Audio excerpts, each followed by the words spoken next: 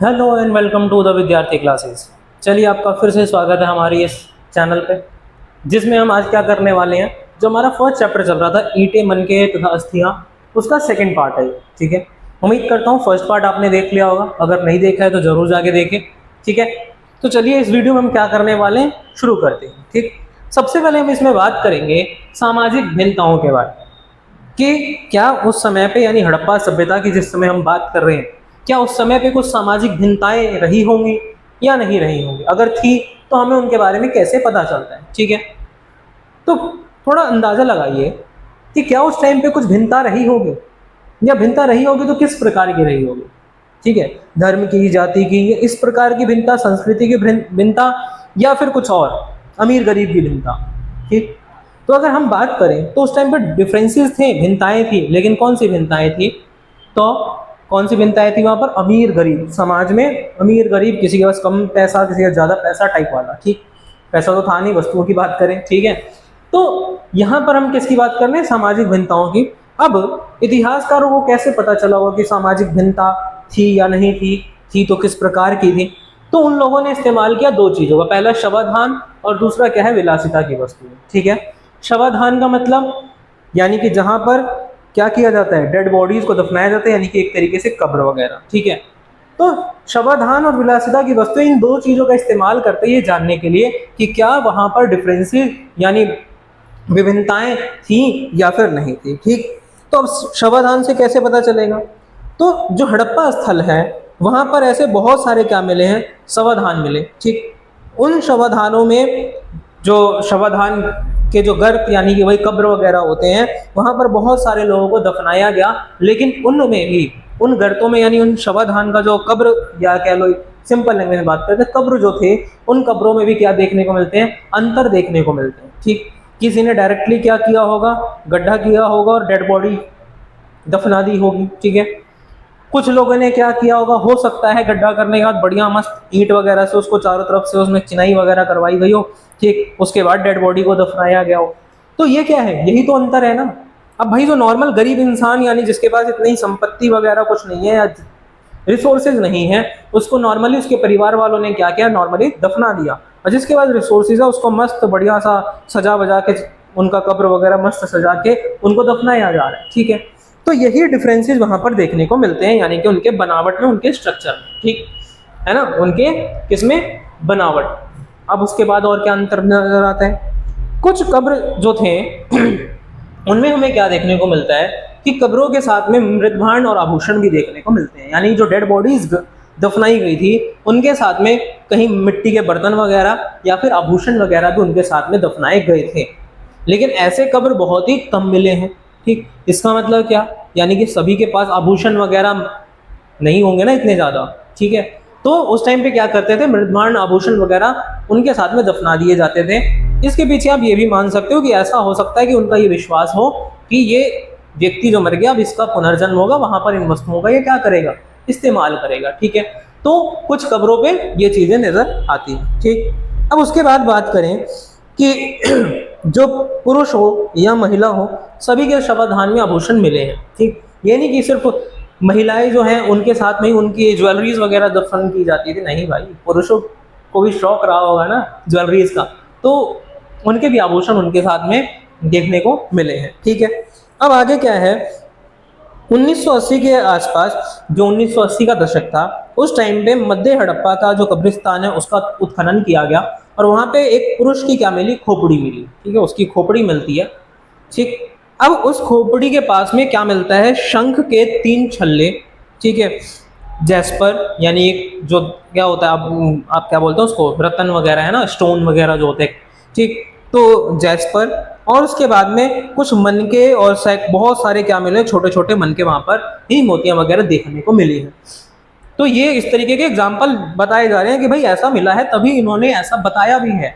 ठीक, उसके बाद में कहीं कहीं पे ये भी देखने को मिला है कि जो डेड बॉडी है उनके साथ में तांबे के दर्पण, तांबे के जो दर्पण, पता ही है आपको, शीशा एक तरीके से जिसे हम कहते हैं आज के समय में मिरर, तो ये देखने को भी मिला है कि कुछ कब्र के साथ में यानी कुछ बॉडीज के साथ में क्या करते थे? वो दर्पण भी दफन किया गया था। लेकिन सब कुछ अगर समराइज करें तो हड़प्पा सभ्यता के जो निवासी थे वो क्या करते थे, मृतकों के जो बहुमूल्य वस्तुएं हैं उनको दफनाने में विश्वास नहीं रखते थे, है ना। क्यों? क्योंकि सारी जो आभूषण वगैरह या जो कीमती चीजें मिली हैं, क्या सभी के कब्रिस्तान से या मतलब सॉरी सभी के कब्रों से मिली है? नहीं ना, कुछ के ही कब्र से मिली है। तो इसका मतलब वहां पर इतनी मान्यता नहीं थी कि क्या किया जाए, डेड बॉडीज के साथ में उनकी कीमती चीजें भी दफन की जाए, ठीक है। तो बहुत ही कम लोग ऐसा किया करते थे, ठीक। चलिए अब नेक्स्ट बात करते हैं विलासिता की वस्तु। क्या होती है विलासिता की वस्तु? आपने सुना होगा पहले या कभी नोटिस वगैरह किया हो किसको बोलते हैं, ठीक है। एक वर्ड आपने तो जरूर सुना होगा, विलासिता सुना हो ना सुना हो, ये जरूर सुना हो, लग्जरी। क्या है लग्जरी? लग्जरी कार, है ना, लग्जरी घर, यानी कि उसे ही हम क्या बोलते हैं हिंदी में, विलासिता, ठीक है। क्यों? यानी कि ऐसी वस्तुएं जिसके बिना भी हमारा जीवन ठीक ठाक चल सकता है, लेकिन उन चीज़ों का हम इस्तेमाल करते हैं, लग्जरी चीज़ों का इस्तेमाल करते हैं ताकि अपने आप को और अच्छा दिखाएं या अपने आप को अच्छा रिप्रेजेंट कर पाए, ठीक है। तो वो वस्तुओं का भी इस्तेमाल वहां पर किया जाता रहा होगा। कैसे किया जाता था? तो समाज में विभिन्नताएं थी या नहीं थी, इसको पहचानने का एक और जरिया है क्या, वहां विलासिता की वस्तुएं देखो, ठीक। विलासिता की वस्तुएं यहाँ पर मिली, उससे पता चला कि हाँ समाज में डिफरेंसेस थे, ठीक। अब पता कैसे चला होगा कि विलासिता की वस्तु है, लग्जरी है। हमारे लिए तो आज के टाइम पे कार है लग्जरी, मस्त कार ले लो, है ना, BMW मर्सिडीज, तो लग्जरी कार हो गई हमारे लिए, ठीक है। नॉर्मल आप स्विफ्ट में घूम रहे हो तो लग्जरी नहीं है। तो कैसे पता चला कि वहां पर उस टाइम पे ये चीजें थी क्या? नहीं ना। तो कैसे पता चलेगा कि वो विलासिता यानी लग्जरी चीजें हैं? चलिए इसको जानते हैं। तो जो हमारा इसमें दो वर्ग में बांटा गया समाज को, एक पहला वर्ग जिसमें लोग या पहला जो वर्ग है वो नॉर्मल वस्तुओं का इस्तेमाल करता है, ठीक है। यानी वस्तुओं के आधार पर दो पार्ट में बटा। पहला यानी कि ऐसा वर्ग जो कि सिर्फ रोजमर्रा की जो हमारी जरूरत की चीजें हैं वही उसके पास है, बस उसी का इस्तेमाल वो करता है। मिट्टी के बर्तन वगैरह, पत्थर की चीजें वगैरह, इनका इस्तेमाल कर सकता है जो आसानी से बनाई जा सकती है, ठीक है। सुइयां वगैरह है, मृत भांड चक्की वगैरह एग्जाम्पल दिया है, इन चीजों का इस्तेमाल करते हैं। दूसरा, पुरातत्वविदों को ऐसी कुछ वस्तुएं मिली जो कि कीमती थी। कैसे पता चला कि कीमती थी? उनके पास में जो वो वस्तुएं बनाई गई हैं, जिन चीज़ों से बनाई गई हैं, वो वस्तुएं वहाँ पर आसानी से नहीं मिलती, है ना, वो बहुत कम देखी गई।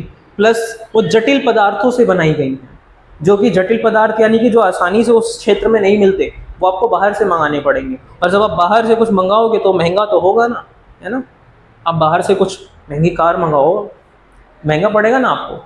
तो यही इसमें बताया गया, कीमती वस्तुएं यानी कि ऐसी वस्तुएं जो कि वहाँ के लोगों के लिए क्या थी, दुर्लभ थी, यानी आसानी से नहीं मिलती थी, ठीक है, महंगी थी, और वो जो पदार्थ जिससे बनाया जा रहा है वो वहाँ पर अनुपलब्ध है और जटिल पदार्थ है, ठीक है। तो ये था आपका सामाजिक भिन्नताएं कैसी थी, शवाधान, विलासिता की वस्तुओं, इन चीज़ों से हमें वहाँ के डिफरेंसेस के बारे में, समाज के बारे में जानकारी मिलती है, ठीक है। चलिए तो अब आगे बात करते हैं शिल्प उत्पादन के विषय में जानकारी, यानी कि शिल्प उत्पादन वो करते थे तो उसके बारे में हमें जानकारी कैसे मिलती है, ठीक है। तो देखो सबसे पहले यहाँ पर क्या बताया गया है कि जो शिल्प उत्पादन का जो केंद्र था वो उसमें से एक केंद्र था क्या, चहुद्रो, ठीक है, जो कि कितना एरिया था, लगभग 7 हेक्टेयर भूमि का इतना पूरा एरिया था ये, ठीक है। इसके बाद इतनी भूमि थी चहुद्रो की, जो कि मोहनजोदड़ो कितना था, 125 हेक्टेयर लगभग उसका जो एरिया है वो बताया गया। तो काफ़ी ज़्यादा छोटा था, लेकिन जो शिल्प उत्पादन जो होता था वो सबसे ज़्यादा शिल्प उत्पादन कहाँ होता था, चहुद्रो में होता था, ठीक। अब उसके बाद क्या बताया है इसमें कि शिल्प कार्य कौन कौन से हैं, क्या करते हैं शिल्प कार्य में। भाई मनके बनाना, मोती वगैरह बनाना, शंख की कटाई करना, है ना, शंख से बहुत सारी चीज़ें बनती हैं, कुछ धातु वगैरह से बहुत सारी चीज़ें आप बनाते हो, ज्वेलरीज वगैरह बनाना, मुहर वगैरह बनाना, ठीक, ये या फिर बाट वगैरह बनाना, तो ये सारी चीज़ें क्या है, शिल्प उत्पादन ही तो है, ठीक है। ये सब कार्य जो है शिल्प कार्य में आता था, ठीक। अब मनकों के निर्माण में जो पदार्थ इस्तेमाल किए जाते थे उसमें भी विविधताएं थी, यानी अलग अलग जो मोतियां वगैरह बना रहे हैं वो भी अलग अलग पत्थर वगैरह अलग अलग चीज़ों का इस्तेमाल करेंगे, अलग पदार्थों का। जैसे इसमें कार्बोनियन का पत्थर था, ठीक है, जो कि कौन से कलर का होता था भाई, रेड कलर का पत्थर होता था। फिर जेस्पर है, फिर स्फटिक है, कार्ड्स है, सेलखड़ी है, जो कि सबसे ज़्यादा सबसे सॉफ्ट पत्थर माना जाता था, ठीक है। तो इसका इस्तेमाल ये लोग करते थे, ठीक। कुछ मनके क्या होते थे, 2 या उससे ज़्यादा पत्थरों को आपस में जोड़ के बनाए जाते थे। जैसे आप ज्वेलरीज वगैरह बनाते हैं तो गोल्ड वगैरह की कोई ज्वेलरीज बना रहे हैं, उसमें डायमंड लगवा लिया, इस टाइप से 2 अलग अलग धातुओं का या अलग अलग चीज़ों का इस्तेमाल करके आप क्या करते हैं, ज्वेलरीज तैयार करवाते हैं। वैसे ही कुछ ऐसे मनके होते हैं जिसमें 2 या उससे ज़्यादा पत्थरों का इस्तेमाल करके उसको तैयार करवाया जाता था, ठीक है। उसके बाद इनके कई आकार होते थे, यानी अलग अलग शेप के जो बनाए जाते थे मनके वगैरह, जैसे कोई चक्राकार है, बेलनाकार है, या अलग अलग आकार के अलग अलग शेप में बनाए जाते थे, ठीक। कुछ जो मनके हैं उन पे क्या किया जाता था, चित्रकारी की जाती थी उसको सजाने के लिए, डेकोरेट करने के लिए। कुछ पे रेखा चित्र बनाए जाते थे, यानी ठीक है, चित्रकारी, रेखा चित्र, ये चीजें करते थे ताकि वो और ज्यादा डेकोरेटिव लगे, सुंदर लगे, है ना, अच्छा लगे। तो इसके लिए ये सारी चीजें ये लोग किया करते थे। उसके बाद यहाँ पर और बात की गई है आपके सेल खड़ी के पत्थर की, जो कि बहुत ज़्यादा सॉफ्ट था। तो इस पे आपको कुछ भी बनाना है तो आसानी से बन जाएगा। इसको बनाने के लिए क्या करते थे, इसमें सेल, कुछ मनके ऐसे होते थे जैसे जो ये सेल खड़ी पत्थर है, इसको पीस के यानी इसका टुकड़ा करके इसके चूर्ण का इस्तेमाल करते थे, क्या करने के लिए, कुछ दूसरे मनके तैयार करने के लिए। एक सांचे में डाल दिया, इसको डाल के, और फिर दूसरा मनका जो है तैयार उन्होंने कर लिया, ठीक। कुछ ऐसे ठोस पदार्थ थे जिनको बनाने में क्या इस्तेमाल किया जाता था, ज्योमेट्रिकल शेप का इस्तेमाल किया जाता था, ठीक है। तो कुछ ऐसे थे जो बिना ज्योमेट्रिकल शेप के, उसके अलावा दूसरे शेप्स का इस्तेमाल करके बना सकते थे, ठीक है। अब सेल खड़ी जो है, इसके जो बिल्कुल छोटे छोटे भी जो मनके होते थे, उस पर भी क्या था, बहुत अच्छी टेक्नोलॉजी वगैरह थी जो कि किसी को आज तक पता नहीं चली। बहुत ज़्यादा छोटे छोटे क्या बना लेते थे, उसके मनके बनाते थे, ठीक है। तो ये चीज़ें यहाँ पर देखने को मिलती है। उसके बाद यहाँ पर जो पत्थरों के बारे में बताया गया है कि कुछ पत्थर वगैरह थे, ठीक, जैसे कि जो कार्लिंगियन का पत्थर वो लाल रंग का है, फिर जो पीले रंग के कुछ पत्थर वगैरह थे, ठीक है। तो अलग अलग चरणों से, अलग अलग प्रोसेस से गुजरकर क्या होता था, एक मनका तैयार होता था, ठीक है। उसको पकाना है आग में, ये सब करके पूरा तैयार किया जाता था, ठीक। अब इसमें घिसाई, पॉलिश या फिर छेद करना, ये सारे तरीके है ना। मोती बनाओगे आप, कुछ मोतियों की माला बनती है, उसमें छेद की भी जरूरत है, ठीक है। उसको शेप देने के लिए घिसाई होगी, उसमें पेंट वगैरह करोगे, पॉलिश करोगे, तब जाके आपका पूरा एक मनका तैयार होगा, है ना। अब वो मनका तैयार करने के लिए ये सारी चीज़ों की जरूरत पड़ेगी, ठीक। तो ऐसे ही कुछ चौहुद्रो नाम की जगह से क्या मिले हैं, चौहुद्रो, लोथल, ठीक है, धौलावीरा, इन सब जगह से क्या मिला है, वही उपकरण मिले हैं जो छेद करने के लिए इस्तेमाल किए जाते थे मनकों में, है ना। तो इससे हमें क्या पता चलता है कि जो मनके वगैरह बनाए जाते, कहाँ बनाए जाते थे, यही चौहुद्रो, लोथल, धौलावीरा, इन क्षेत्रों में बनाए जाते थे, ठीक है।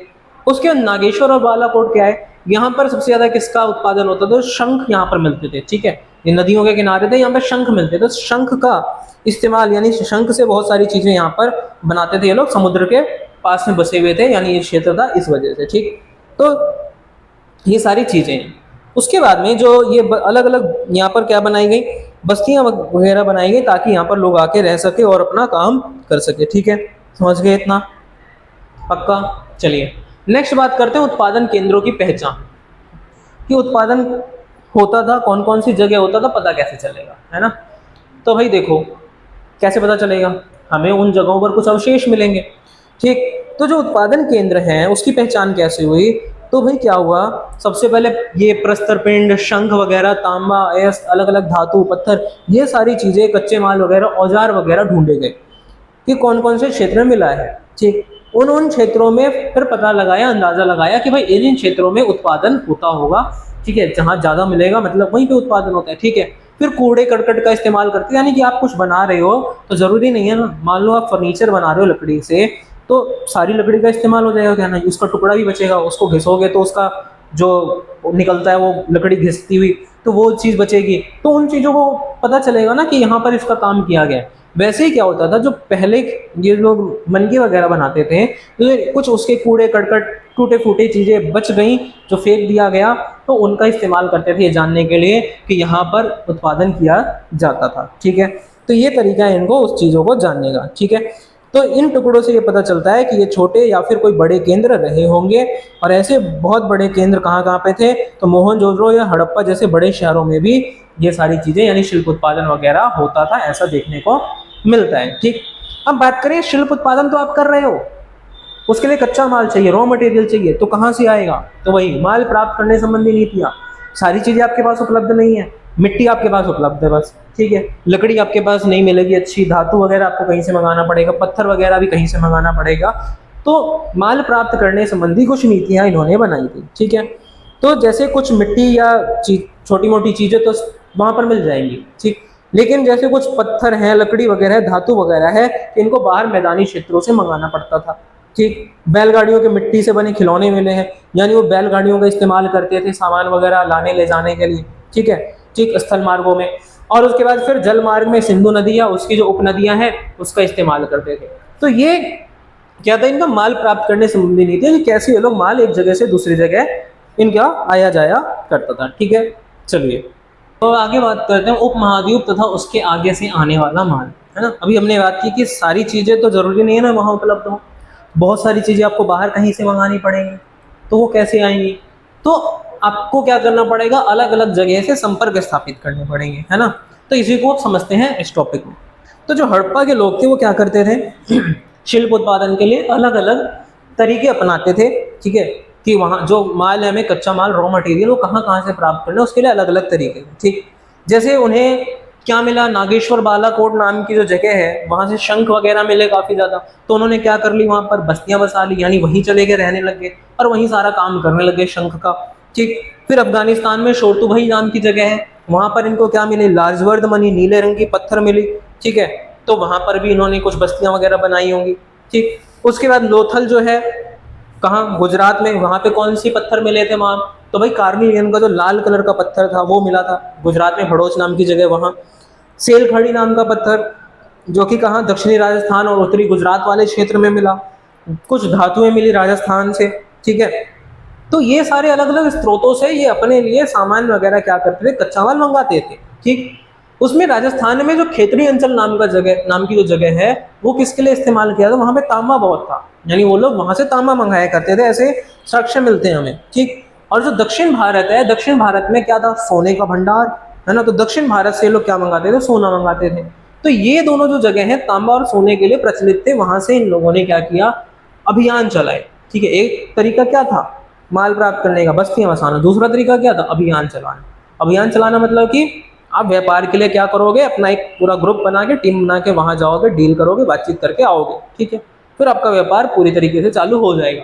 इस तरीके से लोग अभियान चलाते हैं। ठीक, जो खेतड़ी अंचल है उस क्षेत्र को इतिहासकारों ने, जो पुरातत्व विभाग के लोग हैं, उन्होंने एक नाम दिया गणेश्वर जोधपुरा संस्कृति, क्योंकि जोधपुर वगैरह के आसपास बसी हुई जगह है। ठीक है, अब इस संस्कृति के बारे में बहुत सारे जो हड़प्पाई मृत भांड वगैरह, बर्तन वगैरह हैं, वो भी वहाँ पर देखने को मिलते हैं, जिसमें क्या इस्तेमाल किया जाता है, तांबे की वस्तुओं का भी इस्तेमाल करते थे। ठीक है, तो तांबा वगैरह वहाँ पे काफ़ी ज़्यादा इस वजह से मिलता है। ठीक, समझ गए। तो यही माना गया कि हड़प्पा सभ्यता के जो लोग थे वो तांबा वगैरह अलग अलग क्षेत्रों में भेजते थे। ठीक है, चलिए अब बात करते हैं सुदूर क्षेत्रों से संपर्क। ये तो उपमहाद्वीप, यानी पूरा ये भारत वाला जो रीजन है, यहाँ से आप माल कैसे प्राप्त करोगे। सुदूर यानी दूसरे देशों से कैसे माल प्राप्त करोगे, रॉ मटेरियल आपके पास आएगा। तो सबसे पहले इसमें क्या बताया गया, ओमान के बारे में बताया गया, जहाँ से क्या आता था, हम इनके पास में तांबा आता। ठीक है, तो ओमान से क्या मंगाते हैं, तांबा। तांबा और कहाँ से मंगा रहे हैं, हमारे राजस्थान से। लेकिन ऐसा देखने को मिलता है कि ओमान का जो तांबा है उसका इस्तेमाल यहाँ भी किया जाता था। कैसे मिलता है, तो जो साइंटिस्ट वगैरह होते हैं, जो केमिकल रिएक्शंस वगैरह कराने वाले, वो उन्होंने ये करके चेक किया, जो हड़प्पा वस्तुओं में जो तांबे का इस्तेमाल किया गया है उसमें क्या है, निकल के अंश है। ठीक है, किसके अंश है, तांबे में निकल के अंश है। ठीक, और जो हड़प्पा में जो तांबे मिले हैं उनमें भी कुछ तांबों में निकल के अंश है, यानी ओमान के तांबों में भी निकल के अंश है और हड़प्पा के तांबों में भी निकल के अंश है। यानी हड़प्पा सभ्यता के कुछ जो तांबे वगैरह वो कहाँ से आए थे, तो ओमान वाले क्षेत्र से आए हैं। ठीक है, समझ गए इतना। उसके बाद कुछ बर्तन वगैरह, पात्र वगैरह यहाँ पर मिले हैं, जिसमें ऐसी बहुत सारी लेयर वगैरह चढ़ाई गई हैं कि अलग अलग पदार्थों की, ताकि वो मिट्टी के जो बर्तन है वो उसमें से कुछ निकले ना। ठीक, अब यहाँ पर इस्तेमाल किसका किया गया है, तो ओमानी तांबे का इस्तेमाल किया गया। तीसरी शताब्दी ईसा पूर्व में मेसोपोटामिया का एक लेख मिलता है, उसमें एक वर्ड इस्तेमाल किया जाता है। कौन सा वर्ड इस्तेमाल किया जाता है, मगान। ठीक है, मगान इस्तेमाल करते हैं। उस लेख में मगान का मतलब, यानी अगर उस भाषा को ट्रांसलेट किया जाए तो उसका मतलब क्या निकलता है, ओमान। ठीक है, तो यानी कि ये सारी चीजें समझ रहे हो, ये कैसे अलग अलग क्षेत्रों से हम क्या कर रहे हैं, हड़प्पा वाले लोग माल प्राप्त कर रहे हैं, उसके बारे में हमें जानकारी कैसे मिल रही है, तो अलग अलग सोर्सेज का इस्तेमाल कर रहे हैं। तो हम मेसोपोटामिया के सोर्स का इस्तेमाल कर रहे हैं, उनके लेखों को पढ़ रहे हैं कि भाई वहां पर कुछ वर्ड इस्तेमाल किया गया हो क्या इनके लिए, उसमें कुछ बातचीत उस समय के बारे में कही गई हो, व्यापार से जुड़ी हुई। तो ये सारी चीजें हम लोग क्या करते हैं, ढूंढ रहे होते हैं, ठीक है। उसके बाद मेसोपोटामिया के जो लेख हैं उसमें कुछ वर्ड का इस्तेमाल किया गया, जैसे दिलमुन किसके लिए, जैसे बहरीन द्वीप के लिए किया गया है, मेलुआ यानी नाविकों का देश। तो ये अलग अलग वर्ड वगैरह वो लोग इस्तेमाल कर किया गया उन लेखों में, ठीक है। तो मेलुआ जो है उसमें जो उत्पादों वगैरह का क्या मिलता है, जिक्र मिलता है कि कौन कौन से उत्पादों का इस्तेमाल किया जाता था उसमें। कार्लिनियन, ठीक है, उसके बाद लाजवर्द मणि, तांबा, सोना, ठीक है, ये अलग अलग प्रकार के लकड़ी वगैरह, इन सभी चीजों के इस्तेमाल के बारे में उसमें बताया गया है, ठीक है। चलिए समझ गए। अब उसके बाद क्या है, ओमान, बहरीन, मेसोपोटामिया, ये सब क्या थे, एक दूसरे के साथ सामुद्रिक मार्ग से जुड़े हुए, ठीक है, समझ गए। चलिए अब बात करते हैं हम आगे मुहर, लिपि और बाढ़, ठीक है, इनकी बात करेंगे कि भाई आप अभी हमने पढ़ लिया कि कैसे एक दूसरे के साथ व्यापार होता था, कैसे कच्चा माल प्राप्त करते थे, ये सब। अब जानते हैं मुहर वगैरह का इस्तेमाल कैसे होता था। तो जो व्यापार कर रहे हो आप, तो लंबी दूरी के व्यापार के लिए किसका इस्तेमाल किया था, मोहरों का और मुद्रांकन का। मतलब क्यों, मुहर क्या होते हैं, एक तरीके स्टैंप, जैसे उसी को हिंदी में क्या बोलते हैं, मोहर बोलते हो आप लोग, है ना।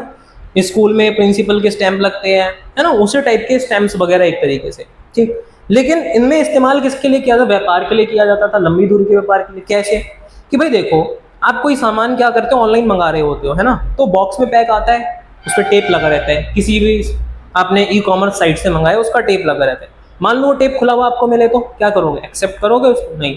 इसका मतलब उस पार्सल के साथ में, उस प्रोडक्ट के साथ में कुछ छेड़खानी की गई या फिर बदला गया है, सीधे ये समझोगे। तो उस टाइम पे कैसे करेंगे, उस टाइम पे तो इस तरीके की कोई चीजें ही नहीं थी। उस टाइम क्या करते थे भाई, कट्टे वगैरह में पैक किया, मस्त उसको धागे, सुई धागे से सिल दिया और भेज दिया। तो कैसे पता चलेगा, उस मैं रास्ते में खोल के उसमें से सामान निकालूं और फिर सिल दूं, तो ये भी तो हो सकता है ना। तो उसके लिए क्या किया था, सिलने के बाद में उस पर मोहर लगाया था, यानी मिट्टी को गीला करके मोहर होता था, उसमें बिल्कुल बीच में छेद होता था, उसमें तिल्ली लगा के मोहर को गोल घुमाते थे ताकि मिट्टी पे निशान बन जाए, है ना। वो जो मोहर होती थी उस पर क्या होते थे, चित्र वगैरह बने होते थे, ठीक है, भेजने वाले के चित्र, ठीक। अब भेजने वाले का चित्र यानी कि जो भी व्यक्ति है उससे जुड़ा हुआ चित्र, यानी कि अब मैं भेज रहा हूँ मेरी शक्ल बनी हुई नहीं, उससे जुड़ा हुआ कुछ चित्र, यानी जैसे लोगो आप कह लो, है ना। तो ऐसे कुछ चित्र वगैरह उस पर बने होते थे जिससे पहचाना जा सके कि ये चीज वहां से आई, ठीक है। अब वहां की लिपि की बात करें कि लिपि के बारे में कैसे पता चलता है कि वहां कैसी लिपि थी, है ना। नाम से ही पता चल रहा है कैसी लिपि थी, भाई रहस्य में लिखी लिपि थी, आज तक कोई नहीं पढ़ पाया, यही पढ़ाया ना हमने अभी तक। तो मुहरों पर क्या था, मालिक का नाम होता था, उसकी पदवी होती थी, उसकी पोस्ट होती थी कि भाई वो किस पोस्ट पे है, ठीक है। और उस पर क्या बने होते थे, कुछ जानवर वगैरह के चित्र बने होते थे, ठीक है। अब जानवरों के चित्र क्यों बने होंगे, भाई सभी लोग तो पढ़े लिखे नहीं है, नाम तो पढ़ नहीं सकते, ठीक है, तो भाई चित्र बना दो ताकि पता चल जाए कि किसके लिए है, ठीक है। अब उसके बाद जो सबसे, वैसे तो छोटे छोटे अभिलेखों का इस्तेमाल करते थे, लेकिन जो सबसे बड़े अभिलेख है उसमें टोटल कितने चिन्ह का इस्तेमाल किया गया, 26 चिन्ह, है ना। जैसे क्या होते हैं, लेटर्स होते हैं ना, ABCD के कितने होते हैं, 26 लेटर्स होते हैं, तो वही 26 चिन्ह वगैरह इस्तेमाल किए गए। टोटल कितने चिन्ह हैं, तो भाई 375 से 400 तक चिन्ह वगैरह वहां पे प्राप्त होते हैं, ठीक है, उसकी सूची मिलती है। इनकी लिपि कैसे थी, लिखते कैसे थे, दाई से बाई तरफ, यानी अगर मैं अभी लिख रहा हूँ तो दाई और कौन सा ये, यानी मैं यहाँ से ऐसे, हम कैसे लिखते हैं, बाई से दाई तरफ, वो कैसे लिखते थे, दाई से बाई तरफ, ठीक है। क्या ये दाई से बाई तरफ कैसे पता चला, क्योंकि जब वो लिखते थे, जैसे हम कॉपी में कभी लिखते हैं ना कि भाई यहाँ लिखते चले गए, यहाँ लास्ट में जगह कम पड़ गई तो छोटा छोटा लिख दिया, है ना।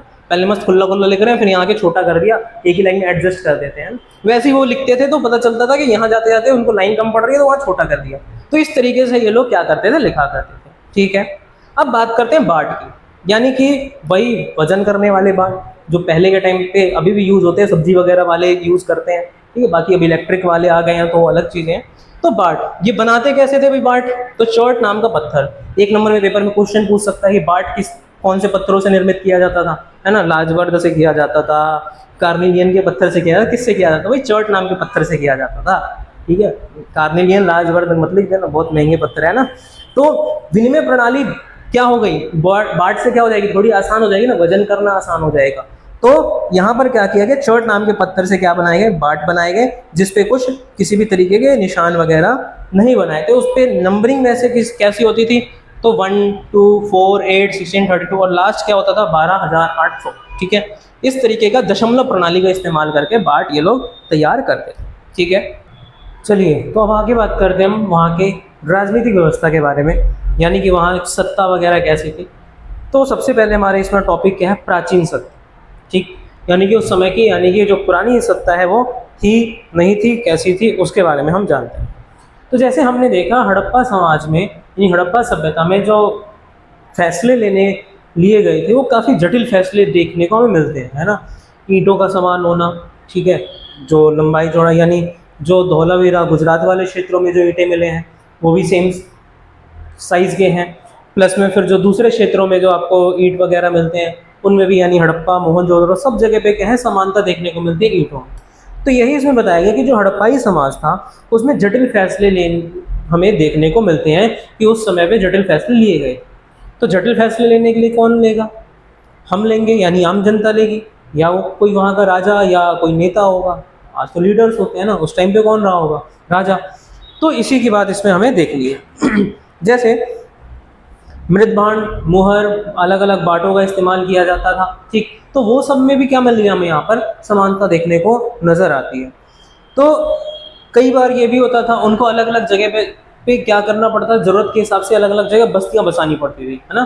तो हमने पढ़ा था ना लास्ट जो टॉपिक था कि भाई उनको सामान चाहिए, जो भी रॉ मटेरियल चाहिए, उसके लिए अलग अलग क्षेत्रों में जाते थे और कभी कभी वहीं जाके बस जाते थे। तो वहाँ क्या बसानी पड़ती थी? बस्तियाँ, ठीक है। तो ये चीज़, उसके बाद श्रम क्या था वहाँ? संगठित, यानी मजदूर जो वगैरह थे, श्रम जो थे वो भी क्या था? बिल्कुल संगठित था। तो ये सब क्रियाकलापों को, इन सारी चीज़ों को, इन गतिविधियों को करने के लिए संगठित ये कौन करता था? इन लेबर्स को अलग अलग जगह से लेकर, यानी वो श्रम को इकट्ठा करना, ठीक है, जो काम करने वाले लोग हैं। फिर इस तरीके के डिसीजंस लेना, कोई तो रहा होगा जो डिसीजन लेता होगा। अब इसी पे हम बात करते हैं नेक्स्ट टॉपिक में, प्रसाद तथा शासक। प्रसाद मतलब क्या होता है भाई? प्रसाद मतलब महल, राजा का महल, ठीक। तो वहां पर हमें एक राजा का महल तो देखने को मिलता है, लेकिन बहुत बड़ा महल था, यानी बहुत बड़ा भवन, बिल्डिंग देखने को मिलती है जिसको कहा गया कि ये राजा का महल होगा, लेकिन कोई कीमती वस्तुएं वहां पर नहीं मिली, ठीक है। ये मिला कहाँ? मोहनजोदड़ो में, ठीक है। तो यहाँ पर लेकिन कीमती वस्तुएं वगैरह हमें वहां पर देखने को नहीं मिली। वहां से एक मूर्ति मिली जिसे हमने क्या बोला? पुरोहित राजा, ठीक है। भवन कहाँ मिला? मोहनजोदड़ो। एक मूर्ति मिली बनी हुई, उसको हमने क्या नाम दिया? यानी वो जो पुरातत्व विभाग के लोग हैं उन्होंने नाम दे दिया पुरोहित राजा, ठीक। उसके बाद अब यहाँ पर राजाओं को लेकर, शासक थे नहीं थे, इसको लेकर अलग अलग मत है, ठीक है। कि कई जगह पे बहुत सारी प्रथाएं थी, अनुष्ठानिक प्रथाएं थी, उनके बारे में ज़्यादा जानकारी नहीं मिल रही। तो राजाओं के बारे में भी हमें ज़्यादा जानकारी नहीं मिली, ठीक है। तो पुरोहित राजा, जिनकी पुरोहित मतलब क्या, एक तरीके से पंडित टाइप, है ना। तो पुरोहित राजा, तो इससे भी परिचित रहे होंगे क्या उस समय? तो ये भी इस समय, यानी पुरातत्व विभाग को इतना कुछ समझ में नहीं आता है, ठीक। लेकिन इन लोगों ने अलग अलग पुरातत्वविद जो थे उन लोगों ने अपने अपने अलग अलग धारणाएं बताई हैं, अपने अलग अलग मत रखे हैं शासकों को लेकर। कुछ लोगों का कहना है कि भाई वहाँ पे शासक थे ही नहीं, समाज अपने आप सारे निर्णय लेता था और सभी लोग मिलजुल कर एक साथ चलते थे, ठीक है, डिसीजन वगैरह लेते थे, इसी वजह से समानता थी। अगर राजा होता तो हो सकता था इन लोगों में आपस में लड़ाई हो जाए, ठीक। दूसरा मत क्या है कि कई सारे शासक, यानी कि वहां पर कोई एक नहीं, कई शासक रहे होंगे, क्योंकि इतना बड़ा क्षेत्र है, इतना बड़ा साम्राज्य है, ठीक। इतने बड़े साम्राज्य, इतने बड़े क्षेत्रों को चलाने के लिए क्या कोई एक ही राजा एक ही जगह से चला सकता है? यानी जैसे मान लो एक प्राइम मिनिस्टर है हमारे इंडिया में, ठीक, वो दिल्ली में बैठे हैं और स्टेट्स में कोई लीडर्स ना हो, चीफ मिनिस्टर्स ना हो, तो क्या देश चल जाएगा आराम से? नहीं ना, जरूरत पड़ती है ना सबकी। तो इसलिए कई सारे शासक रहे होंगे। तीसरा क्या मत है कि एक ही शासक रहा हो, क्योंकि इतने सारे जो निर्णय लिए गए सब में समानता है। अब मैं कहीं का नेता हूँ, कोई कहीं का लीडर है, अब वो जो डिसीजन लेगा मैं उसके डिसीजन को क्यों मानूंगा या क्यों अप्लाई करूंगा, है ना। यही होता है ना, हम दूसरे के डिसीजन क्यों अप्लाई करें? नहीं तो हमारे जो लोग हैं वो तो यही कहेंगे ना हम कॉपी कर रहे हैं, ठीक। तो इसीलिए यहाँ पर देखा गया है कि एक ही शासक रहा होगा कि जो बहुत सारे निर्णय, यानी सारे निर्णय अकेले वो लेता हो, ठीक है, यानी कि किसी और के वजह से उसका नहीं चलता हो, मानी एक ही शासक हो, वो सभी निर्णय लेते हो। इसीलिए यहाँ पर सारी चीज़ों में समानता हमें देखने को मिलती है, ठीक है। तो ये था शासक के बारे में। तो उम्मीद करता हूँ इस वीडियो में जो भी आपने पढ़ा अभी समझ में आ गया होगा। बाकी के हम जो बचा हुआ पार्ट है वो कवर करेंगे नेक्स्ट वीडियो में, ठीक है। तो फर्स्ट वीडियो आपने ना देखा हो तो ज़रूर जाके देखें। कोई डाउट हो, कुछ भी समस्या हो, परेशानी हो, आप कमेंट कर सकते हैं, ठीक। अपने फ्रेंड्स के साथ ज़रूर शेयर करें। तो मिलते हैं अगले वीडियो में, तब तक के लिए गुड बाय।